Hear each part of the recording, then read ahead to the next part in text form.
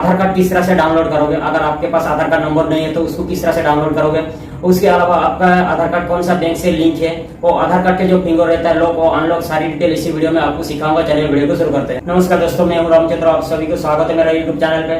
अभी तक मेरे चैनल को सब्सक्राइब नहीं किया तो चैनल को सब्सक्राइब करके बेल आइकन को प्रेस कर दो, तो आने वाले वीडियो नोटिफिकेशन आपको मिलता रहेगा। आज मैं आपको सिखाने वाला तो आधार कार्ड आपको किस तरह से डाउनलोड करेगा। डाउनलोड करने के लिए आपके पास आधार कार्ड नंबर होना चाहिए। अगर आपके पास आधार कार्ड नंबर नहीं है फिर भी आप किस तरह से डाउनलोड करें, सारी डिटेल इसी वीडियो में आपको सिखाऊंगा। उसके अलावा आपका आधार कार्ड कौन सा बैंक से लिंक है और आधार कार्ड पे जो बायोमेट्रिक्स होता है आपको लॉक और अनलॉक खुद ही किस तरह से कर पाओगे, सारी डिटेल इसी में आपको सिखाना। चलिए वीडियो को शुरू करते हैं। तो पहले हमको क्या करना है, क्रोम ब्राउजर पे ओपन करने का। क्रोम ब्राउजर पे ओपन करके आपका गूगल जो रहता है तो वहाँ पे आपको सर्च करने का।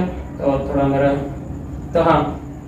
तो वहाँ पे मैंने आ गया, क्रोम ब्राउजर मैंने ओपन कर लिया। क्रोम ब्राउजर पे ओपन करने का वहाँ पे ऊपर पे जो सर्च करने का माय आधार कार्ड, तो माय आधार कार्ड पे सर्च करने का वो नीचे आ रहा है ना UIDAI, तो ये गवर्नमेंट का साइट होता है जो आधार कार्ड का साइट है, वहाँ पे आप डायरेक्ट जा सकते हो।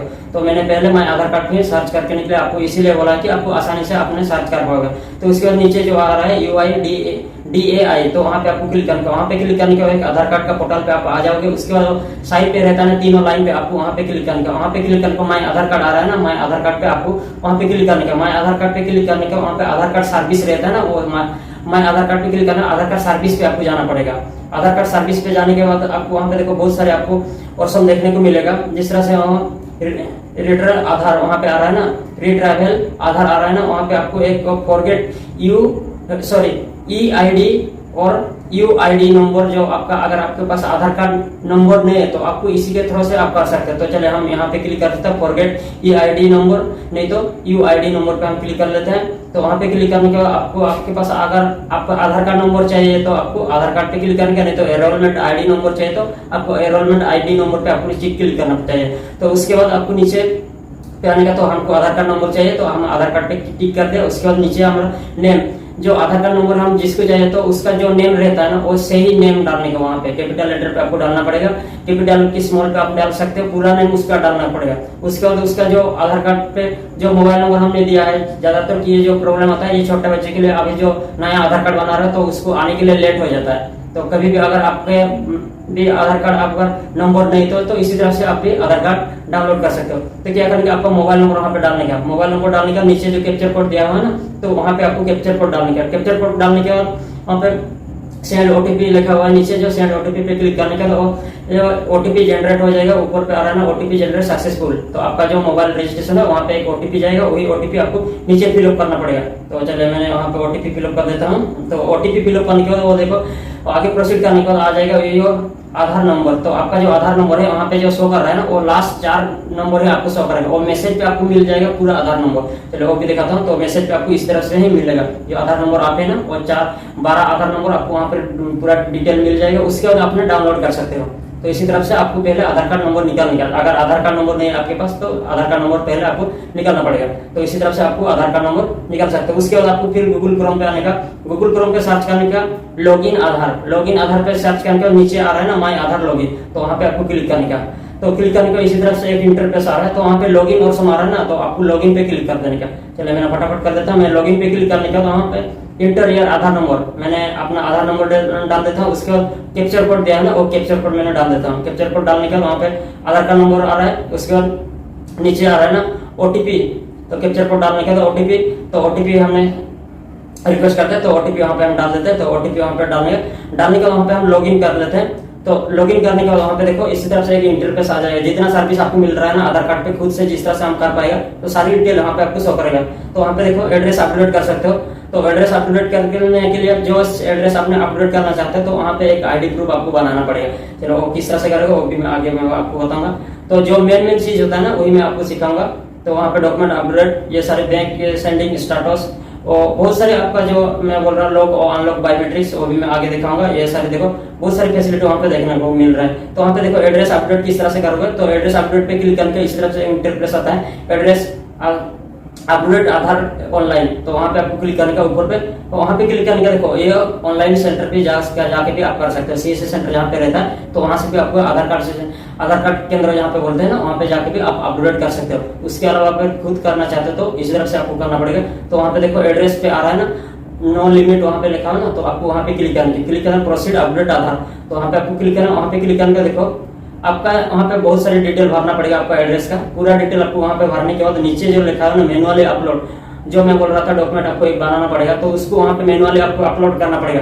अपलोड करने के बाद आपको थोड़ा टाइम प्रोसीड होगा, प्रोसीड करें प्रीव्यू पे जाएगा, उसके बाद आपको पेमेंट करना पड़ेगा, तभी आपका हो पाएगा।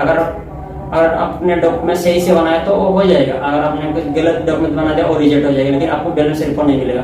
तो इसी तरफ से आप कर सकते हो।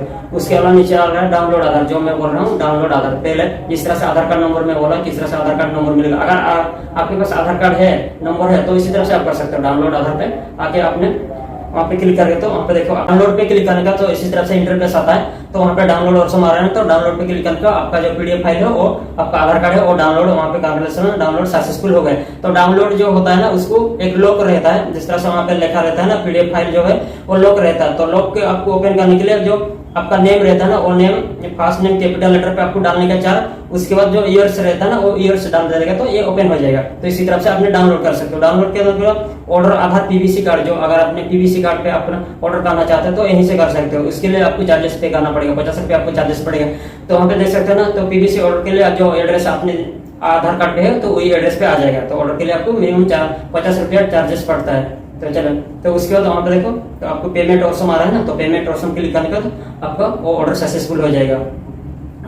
उसके बाद नीचे आ रहा है तो डॉक्यूमेंट्स अपडेट, तो ये डॉक्यूमेंट जो अपडेट वहाँ पे शो कर रहा है, तो डॉक्यूमेंट्स अपडेट अभी अवेलेबल नहीं है। वहाँ पे नीचे आ रहा है ना दिस सर्विस फ्री कॉस्ट 14/6/2025 से शुरुआत हो जाएगा, लेकिन अभी 14 तारीख नहीं हुआ है ना, तो 6 भी और भी टाइम बाकी है, तो इसलिए मैं अभी नहीं बताऊंगा। तो आपको फिर मैं आगे प्रोसीड कर लेता हूँ। वहाँ पे देखो उसके बाद मैंने बैक कर लिया, बैक करने के बाद वहाँ पे शो कर रहा है ना अब जो बैंक सेंडिंग स्टेटस, तो बैंक सेंडिंग स्टेटस ये होता है जो कौन सा बैंक पे आपका आधार कार्ड लिंक है। तो ये भी अगर आपने चेक करना चाहते हैं तो यहीं से चेक करते हैं। तो वहाँ पे क्लिक करो, क्लिक करने के बाद आपका बैंक पे कौन सा बैंक पे आपका आधार कार्ड लिंक है। अगर ज्यादा तो 2, 3, 4 बैंक पे आपका आधार कार्ड दे दिया हो, तो ज्यादा आपका बैंक है तो एक ही बैंक ही वहाँ पे शो करेगा, सभी बैंक वहाँ पे शो नहीं करता है। वहाँ पे देखो मेरा यहाँ पे एक ही बैंक शो कर रहा है। तो जिस तरह से मेरा वहाँ पे एक्टिव ग्रीन टिक आ रहा है ना, तो अगर एक्टिव ग्रीन टिक आ रहा है तो आपका जो आधार कार्ड फिंगर से आप भी बैलेंस विड्रॉ कर सकते हो। अगर आपका पूरा केवाईसी नहीं होता है तो आपको पहले केवाईसी करेगा तो ग्रीन टिक आ जाएगा, तो आधार कार्ड से विड्रॉ कर सकते हो।